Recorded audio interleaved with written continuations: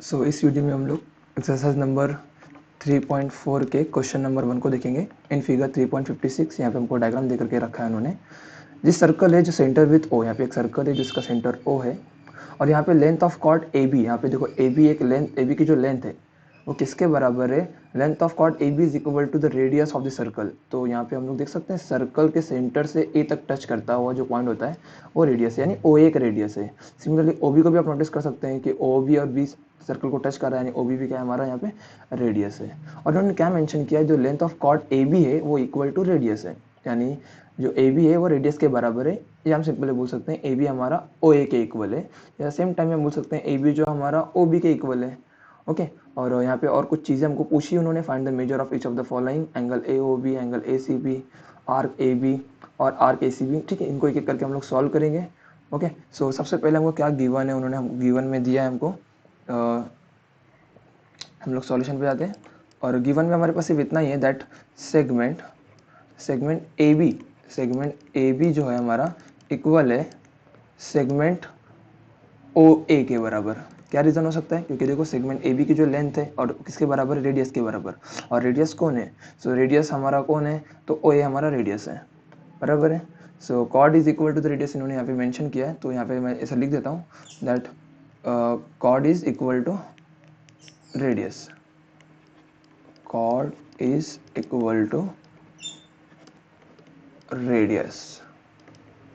और हमको ये भी पता है दैट सेगमेंट, देखो सेगमेंट ओ ए और ओ बी इक्वल होगा। क्या रीज़न है उसका? O A equal to segment O B. Reason हो सकता है क्योंकि हम यहाँ पे जैसे दोनों सेम रेडाई, सेम रेडियस, दोनों रेडियस है। ओके, दोनों सेम रेडियस है, इस वजह से सेगमेंट ओ और सेगमेंट ओ बी निकलेगा, इक्वल निकलेगा। थस हम यहाँ पे कंक्लूड कर पा रहे हैं दैट यहाँ पे देखो ए बी ओ ए के बराबर है और ओ ए ओ बी के बराबर है। इसका मतलब ये सब आपस में क्या है? इक्वल है। तो मैं ऐसा लिख सकता हूँ segment A B equal to segment O A is equal to segment O B. सब तीनों के तीनों इक्वल है। ओके, अब ये तीनों इक्वल हैं, इसका मतलब ये तीनों की साइड सेम है।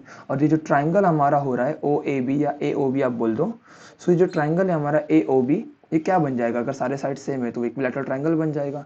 तो हम यहाँ पे लिख सकते हैं therefore triangle A O B is equilateral, equilateral triangle. वो इक्विलैटरल ट्राइंगल है। रीजन क्या मिला उसका? क्योंकि सारे साइड सेम है। अब ये हमको मिलते ही हम क्या लिख सकते हैं? अब इस इक्विलैटरल ट्राइंगल के सारे एंगल क्या होते हैं आपको पता होगा। अगर आप इक्विलैटरल ट्राइंगल बनाओगे तो उसके हर एंगल कितने होते हैं? 60 डिग्री के होते हैं, बराबर है। और ये भी इक्विलैटरल ट्राइंगल है, तो ये एंगल भी कितना होगा? 60। ये एंगल कितना होगा? 60। ये एंगल भी कितना होगा? 60। बट हमको किसके बारे में लिखना है? हमको यहाँ लिखना है एंगल ए ओ बी के बारे में। नोटिस करो ए ओ बी, तो हम यहाँ पे क्या लिख सकते हैं? एंगल ए ओ बी कितना होगा? ये तो 60 डिग्री होगा, बराबर है। ये क्यों 60 डिग्री? क्योंकि इक्विलैटरल ट्राइंगल है। So angle A O B 60 degree है। तो फर्स्ट क्वेश्चन का हमारा आंसर मिल गया यहाँ पर। ओके, सो यहाँ पे हम लोग को एक आंसर मिल चुका है that angle A O B is equal to 60 degree. Secondly अगर हम जाते हैं सॉल्व करने के लिए तो हमको पता करना है angle A C B. Angle A C B पता करना है। देखो ये angle, so angle A C B कहाँ पर है? यहाँ पर है।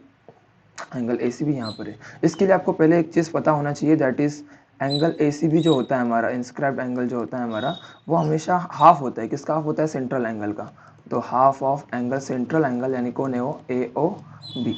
हाफ ऑफ सेंट्रल एंगल यानी ए ओ बी का हाफ होता है। सो हम यहाँ पे लिख सकते हैं that angle A C B is equals to half of angle A O B, क्योंकि ये हाफ होता है ना, क्योंकि सेंट्रल एंगल तो देख सकते हैं ए ओ बी है और ये कौन है? Inscribed angle. सो इस तरीके से हम यहाँ पे अगर लिखने जाएंगे तो angle A C B is equals to half of angle A O B. A O B कितना है यहाँ पे? नोटिस करो ए ओ बी हमने निकाला था अभी, 60 डिग्री था, ठीक है। सो यहाँ पर अगर हम लोग और आगे जाएंगे सॉल्व करने तो क्या मिलेगा हमको?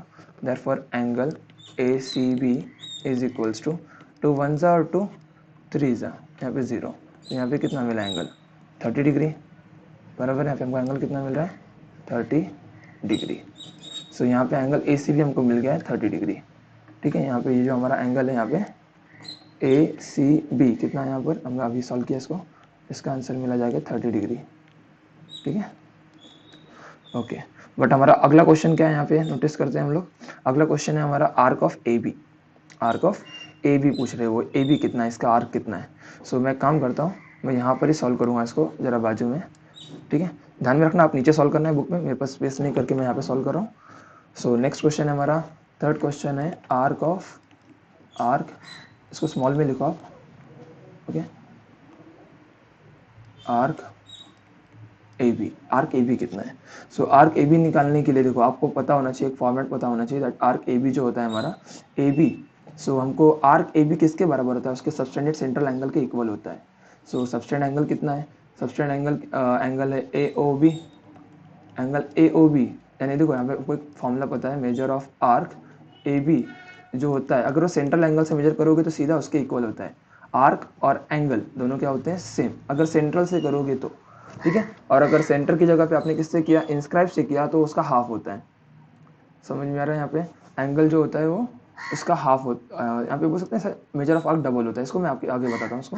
सो आप पहले ये समझ लो कि यहाँ पे measure of arc A B जो होगा वो ए ओ बी के इक्वल होता है, ठीक है। सो इस तरीके से हम यहाँ पे देखेंगे तो हम लिख सकते हैं यहाँ पे दैट एंगल यानी measure of arc A B, measure of arc A B, यहाँ पे ब्रैकेट लगा देता हूँ, measure of arc A B किसके बराबर होगा, सेंट्रल एंगल के बराबर होगा।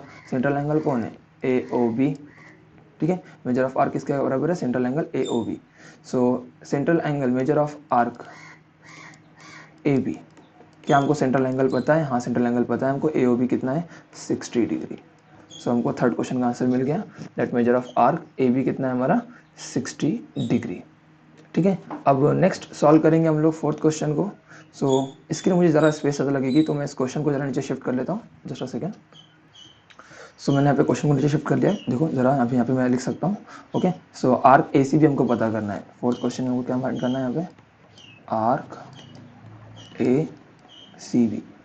और चेक करो आर्क ए सी बी कौन सा आर्क है, ए से लेकर के सी, फिर सी से लेकर के बी। सो हमको आर्क ए सी बी पता करना है, और हमको क्या पता है, हमको आर्क ए बी पता है, देखो यहाँ पे आर्क ए बी पता है।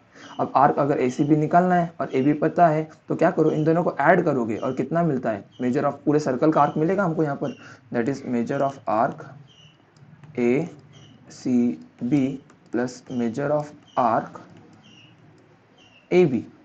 इन दोनों को ऐड करोगे तो टोटल कितना मिलता है, सर्कल पूरा कितना होता है वो 360 का। और हमको यहाँ पे पता होना चाहिए दैट, यहाँ पे हम देख सकते हैं, यहाँ पे चाहो तो स्टेटमेंट दे दो, measure of circle is 360 degree, 360 degree, okay. अब यहाँ पे मेजर ऑफ आर्क निकालते हैं हम लोग, measure of arc A C B तो हमारे पास है ही नहीं, ठीक है, लेकिन ए बी है हमारे पास, हमने ऊपर निकाला, ए बी का आंसर कितना था 60 डिग्री था। सो इसको plus 60 degree is equal to 360 degree, ठीक है। So measure of arc A C B 360 as it is है, देखो मैं इस 60 को वहाँ भेज देता हूँ उस तरफ, यहाँ पे जाके वो सब्सट्रैक्ट हो जाएगा। सो हमको मिलेगा measure of arc A C B is equal to 360 minus 60 कितना होता है 300। सो इसको सब्सट्रैक्ट कर सकते हो तुम लोग, 360 minus 60, so 0 0 0, 6 minus 6 0 and 3 as it is. तो यहाँ पे 300 डिग्री हमको आंसर मिलेगा। सो हम यहाँ पे फाइनली लिख पा रहे हैं measure of arc A C B हमारा 300 है, ठीक है। अब लास्ट में आप आंसर की समरी दे दो, इस तरीके से सब कंप्लीट हो जाएगा, ओके।